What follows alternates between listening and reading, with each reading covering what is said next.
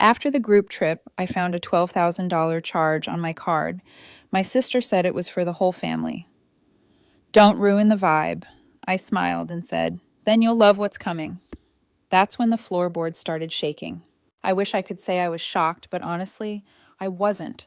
I mean, I was annoyed, deeply, almost poetically annoyed. But shocked? No. That would have required some degree of belief that this time, this one time, my family wouldn't find a way to creatively screw me over and gaslight me into pretending it was a group hug.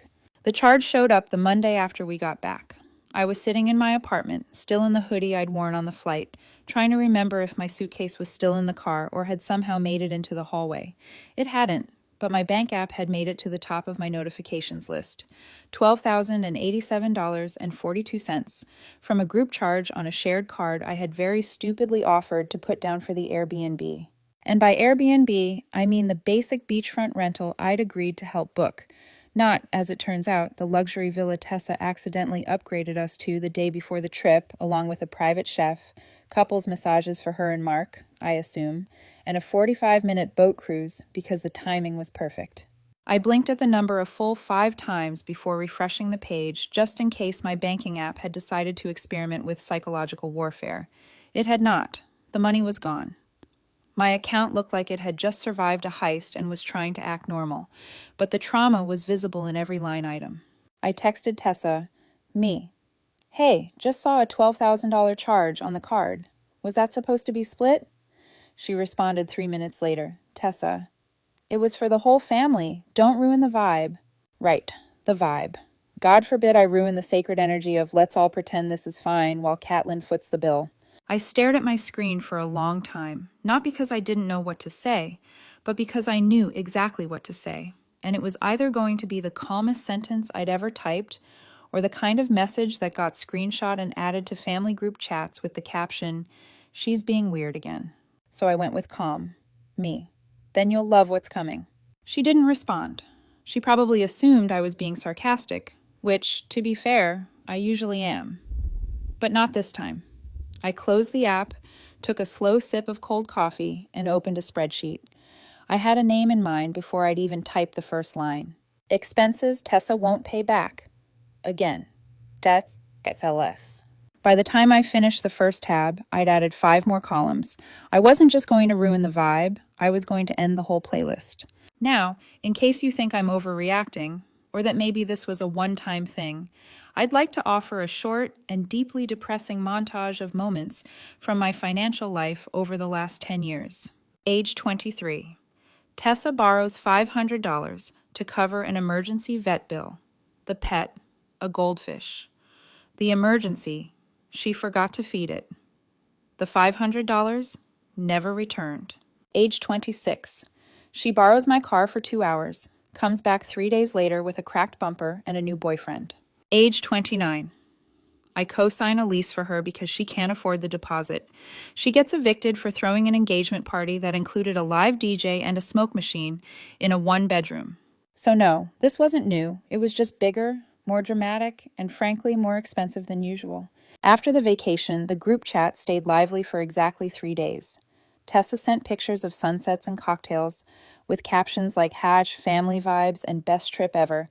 Everyone responded with heart emojis and fire gifs. No one mentioned the money. I stayed quiet, not because I didn't care, I deeply cared, but because I'd learned something important over the years. If you react too fast, you become the problem. If you wait just long enough, you become the story. On Thursday, Tessa called. Hey, big sis, she chirped, like she hadn't just digitally mugged me 4 days earlier. Hey, I said flatly. So, about the card. I know it looks like a lot, but it all balanced out, right? You got the points. Ah, yes, the frequent flyer points. A whole 900 of them. Enough to buy half a soda at the airport. You charged 12 grand, I said. She sighed like I was the one being difficult. We all benefited. Don't be weird. You're doing fine. You have that job that's like really stable or whatever.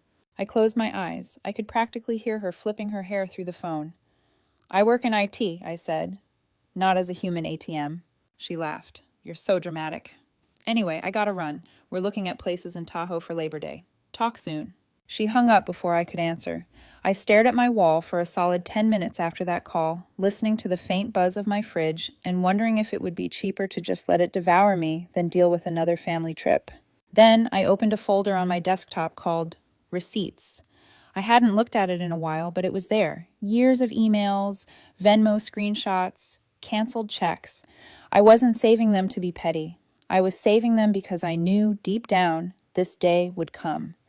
I had every bill I ever covered, every time someone said, "Can you spot me, just for now?" and then vanished like a magician with my money. That night, I Googled lawyers who specialized in small claims and fraud, and by Friday, I had a meeting booked with someone named Mr. Halpern, who sounded exactly like the type of man who wouldn't flinch if someone called him a buzzkill at brunch. Saturday afternoon, I drove to my parents' house for what was now being called a casual family get-together. Translation: Tessa had something to announce and needed a warm, captive audience. I parked down the street, took a deep breath, and pulled the folder out of my bag.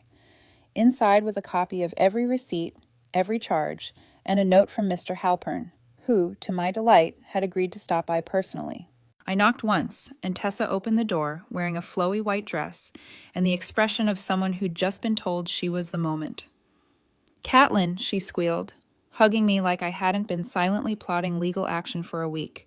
"Come in, we're just getting started." She led me into the living room, where Mark was holding a tray of mimosas like a man who still thought this was going to end well for him. I smiled politely, dropped my bag by the coat rack, and sat down on the edge of the couch. Tessa raised her glass. "So happy we're all here. Seriously, this is what family's all about." I nodded once. "Then you'll love what's coming." And that's when the floorboards started shaking. The floorboards had started shaking, not from some ghostly force or explosive karmic justice, unfortunately, just someone heavy walking up the steps. Slow, deliberate footsteps that made the whole house vibrate like it knew something was about to go very, very wrong. Tessa didn't seem to notice. She was too busy raising her glass and soaking in the moment, like she'd just been crowned queen of Sunday brunch. I turned my head slightly toward the door and waited. That's all I had to do, just wait. But we're not there yet. Let's rewind for a second, because the thing about people like Tessa is they don't become monsters overnight. It's a long game, a slow, exhausting erosion of boundaries wrapped in charm, and just enough "but we're family" guilt to keep you from blowing everything up too soon. You know those strong older sibling memes, the ones where someone is photoshopped holding the world together while everyone else sleeps peacefully? That was me, except no one made a meme. I just quietly paid bills I didn't owe and smiled through gritted teeth while everyone else forgot their wallets for the 5th meal in a row. It started small. When I was 19, Tessa asked me to buy her concert tickets because she couldn't figure out the checkout page and promised she'd Venmo me immediately. She never did, but she did post a photo with the caption, "Front row, manifested this." By 21, she had convinced our parents that her spring break trip to Cancun was an educational, cultural experience. Somehow, I was the one who loaned her the spending money. "Because you've got that job now, right?" That job? I was working at a phone store and eating instant ramen 5 nights a week. Every year, it escalated. By 25, she'd asked me to co-sign her car loan. When I hesitated, Mom pulled me aside and said, "She's your sister, Catelyn. Families help each other," which, in our family, really meant you help, she spends. Tessa didn't thank me. She took a selfie with the keys, tagged it #selfmade, and left me on red.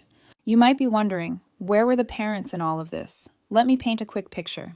My dad is the human equivalent of background noise. He spends most of his days scrolling through sports forums and emerging only to say things like, "Don't start drama," or "This again?" My mom, on the other hand, is a master of the guilt smile. You know the one. It says, "I'm not mad, just disappointed, but also I expect you to pay for this." She doesn't yell. She just sighs a lot. Sighs, and then says things like, "Tessa has a lot on her plate right now. You don't understand what it's like to be the youngest. You're doing well. Why can't you just be generous?"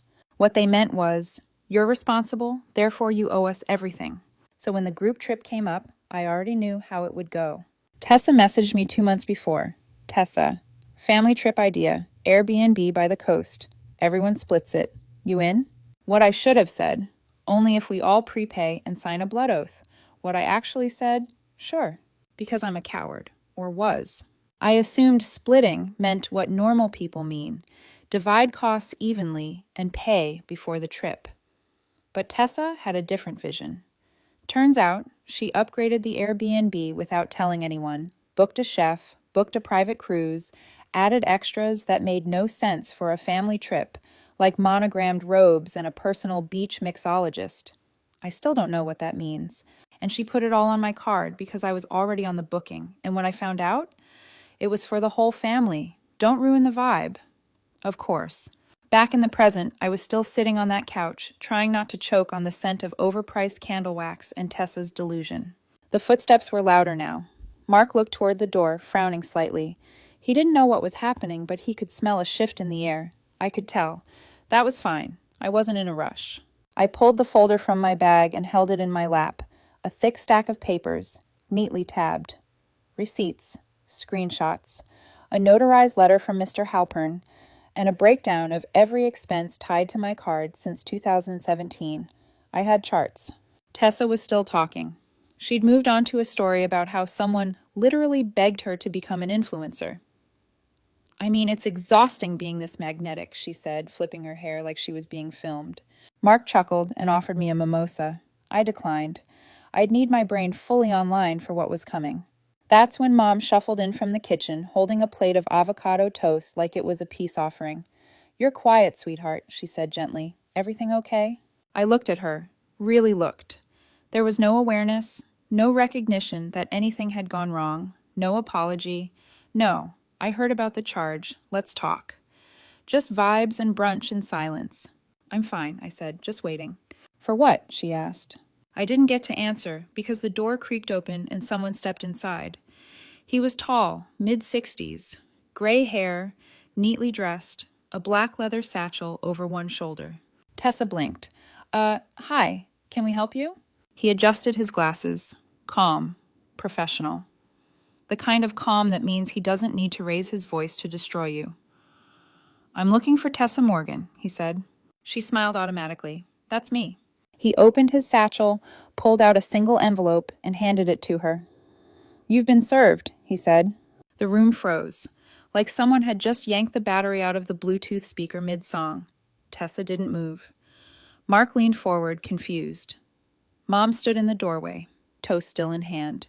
Dad, from the hallway, muttered, "What's all this?" I stood up slowly and straightened my jacket. No yelling, no drama, just facts. But this wasn't the end. Not even close. Because what Tessa hadn't realized yet, what no one had realized, was that the envelope in her hand, that was just the beginning. For someone who never stopped talking, it was impressive how silent Tessa got. She stared at the envelope like it might bite her. Her fingers didn't move. Her face didn't change. It was the quietest I'd ever seen her, like the part of her brain that usually generated spin, deflection, and hashtags had just short-circuited.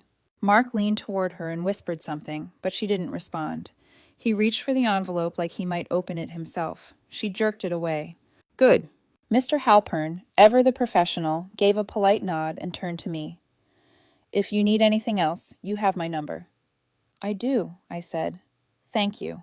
He left the same way he came in, calm, unbothered, as if he had 6 more brunches to ruin before lunch. The silence that followed was awkward, to put it lightly, like someone had hit pause on a sitcom at exactly the wrong moment, except no one was laughing.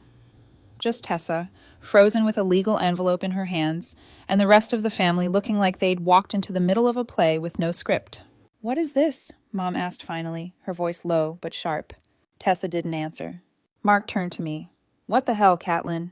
I tilted my head. "Are you confused or just hoping I am?" Mark blinked. "You brought a lawyer to brunch?" "I didn't bring him," I said. "He brought the law. There's a difference." Tessa finally found her voice. Barely. "This is ridiculous," she snapped. "You're suing your own sister?" I shrugged. "Not suing, just pursuing repayment. Formally, legally, since all other methods seem to be incompatible with your lifestyle." "I told you I'd pay you back," she shouted. "Really?" I pulled out my phone. "Because I've got our last 30 messages, and not a single one includes an apology, a payment, or even a Venmo request, unless I missed the part where 'don't ruin the vibe' counts as financial restitution." Dad spoke up from behind his newspaper, like he'd just remembered he had a daughter. Catelyn, come on, this is family. That line, I said, has been used to excuse everything from unpaid rent to stolen identity. So unless you're planning to say something original, maybe just sit this one out. His mouth opened, then closed. Back to the sports section.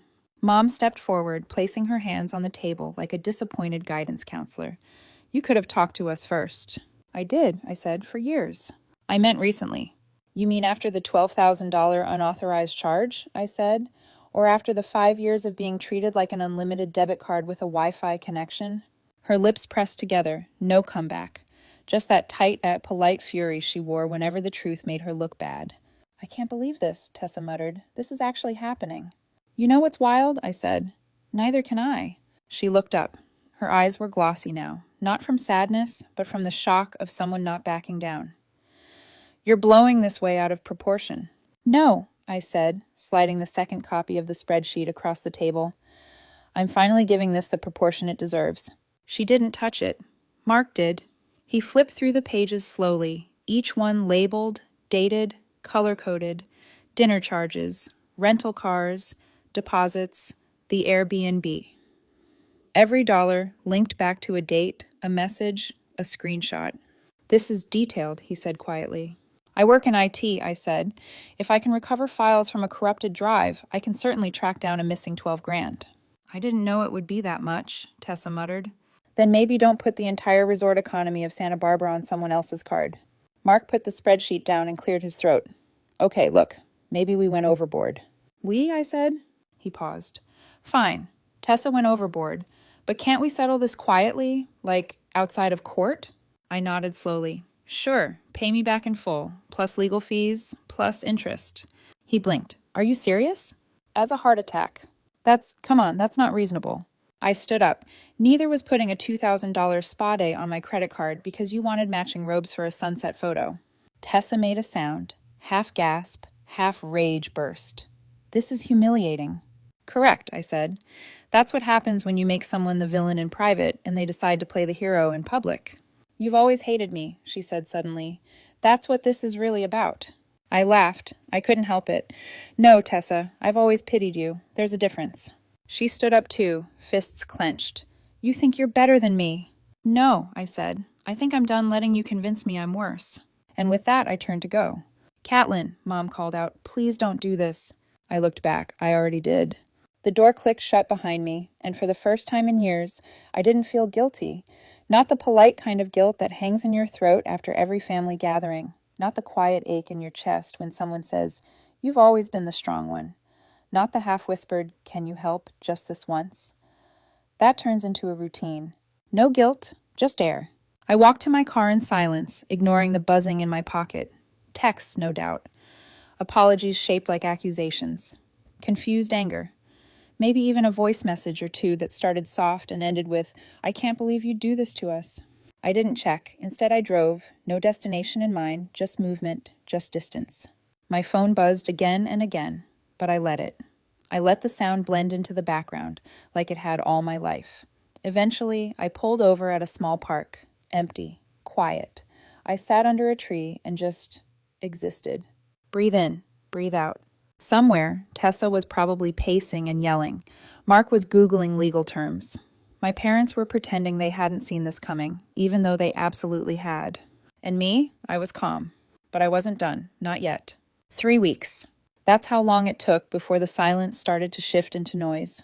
At first, there was nothing, just the expected fallout. Blocked numbers, frozen smiles and group chats, family group texts quietly dying. No one said my name, but you could feel it hanging there like a coffee stain no one wanted to scrub. Then the damage control began. Tessa sent a clarification email to the family, claiming the whole thing had been a miscommunication. She said I'd offered to pay and then changed my mind, and that I'd blown things out of proportion by bringing in a lawyer. She didn't mention the $12,000 charge, or the years of unacknowledged support, just the narrative she could twist into a victim role. Classic Tessa. Mark tried a different route. He emailed my lawyer with an offer. He'd pay back 1/3 of the money if I dropped everything. We declined. Mr. Halpern, to his credit, handled it with the kind of dignity I will never master. He simply replied, "We're not interested in partial accountability." A few days later, Tessa posted a vague Instagram story, a close-up selfie, puffy eyes. Caption, "Some people will betray you the second you stop giving." Cue the sad playlist and 3 passive-aggressive Bible verses. I didn't respond. What was I going to say? Actually, I betrayed you by enforcing a boundary. Sorry I didn't Venmo the emotional labor tax you think I owe you for being the fun one. No, I was done playing their PR game. Instead, I focused on my life, which for the first time in years felt like it actually belonged to me. I got a raise at work. Apparently showing up not emotionally hollowed out by family drama makes you better at your job. Who knew? I started sleeping better. 8 meals that weren't delivered in a panic between passive-aggressive phone calls. I moved into a new apartment, one with no shared walls and no risk of surprise visits. I changed my number, updated my emergency contacts, put Aunt Claire at the top of the list. She was the only one who'd reached out after everything happened. She sent a card, handwritten, short and simple. "You did the right thing. I wish I'd done it years ago. Claire." I cried when I read it, not because it was sad, but because it was the first time someone in the family acknowledged what it had cost me to finally say no. 2 months after the brunch incident, I got a letter in the mail. No return address, but I recognized the handwriting. Inside was a check for $1,000 and a note. She left me, said I wasn't loyal enough to her during the whole thing. I should have stopped her sooner. I know this doesn't fix it, but it's a start. Mark. I didn't reply, but I didn't tear it up either. It was the first money I'd ever gotten back. The civil suit didn't need a courtroom. Her lawyer folded after we refused to settle. She's paying it back now, every cent. Not because she wanted to, but because she had no choice left. As for Tessa, last I heard, her account had been flagged for suspicious activity. Not from me, just karma doing its thing. She lost a brand deal with a travel agency after someone forwarded them screenshots of the legal filing. She claimed defamation. The agency quietly cut ties. The whispers in the family haven't stopped. Some blame me. Some blame her. Some pretend it never happened. That's fine. Let them squirm in the silence. Because for the first time in my life, I'm not stuck in it. A few weeks ago, I was at a small neighborhood cafe, sipping coffee, reading, and minding my own business, when someone I went to high school with walked in. They recognized me, and we chatted for a minute, catching up. Then they lowered their voice and said, "Hey, I heard what happened with your sister. That's wild." I braced myself for judgment, but instead they just nodded and added, "Good for you. Most people never get out." I didn't know what to say, just smiled, but it stuck with me. You know what no one tells you? Peace is weird at first. You expect it to feel like fireworks, a big celebration, a victory parade with people cheering your name. But it's not. It's quiet. It's eating dinner without a single text asking for help. It's not flinching when the phone buzzes. It's walking past the bank app on your phone and not breaking into a cold sweat. It's silence, and realizing that silence isn't empty, it's space, room for your own voice, your own thoughts, your own life. And that's worth more than anything they ever took. I still think about it sometimes. That moment, the envelope, the look on Tessa's face when someone finally told her no and backed it up with paperwork. Part of me wishes it didn't have to go that far, that someone else would have stepped in sooner, that maybe, just maybe, my parents would have said, "This isn't okay," instead of, "Can't we just move on?" But another part of me knows, if I hadn't done it then, I never would have done it at all. If I hadn't made a scene, I'd still be paying for hers. Sometimes I still wonder if I went too far. Should I have tried one more conversation? Another chance to explain how much it hurt? Another round of quiet disappointment that no one heard me? Or maybe, just maybe, this was the only way they'd ever listen. What do you think? Did I go too far, or was I finally just setting a boundary they couldn't ignore? Let me know in the comments. I want to hear what you'd have done. And if you made it to the end of this story, don't forget to subscribe for more just like this. Because sometimes the only way to stop being the family's doormat is to close the door for good.